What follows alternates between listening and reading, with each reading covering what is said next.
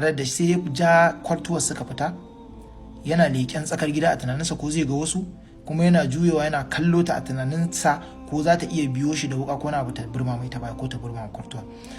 Ya fita ya ga lafiya lau tsakar gida, ya buɗe gate ya fitar da kwartuwa ta tafi cikin mamaki da jimami. Shi ma ya dawo ya zauna a kusa da ita, ya ga ko a jikinta bata kawo komai, kasancewa ta ga ana lalata da mijinta kuma a kan gadonta.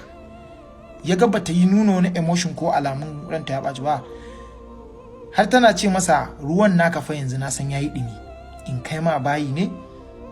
Sai ce ina zuwa. Sai ya tashi ya je wankan ya fito ya zo ya zauna. A lokacin abinci ya ƙarasa kenan, ta kawo masa abinci haka dai yana ci da hankalinsa ba kwance ba. An takaice muku dai a ranar nan shi bai mata maganan wani abu ba, ita ma bata nuna masa alamun ta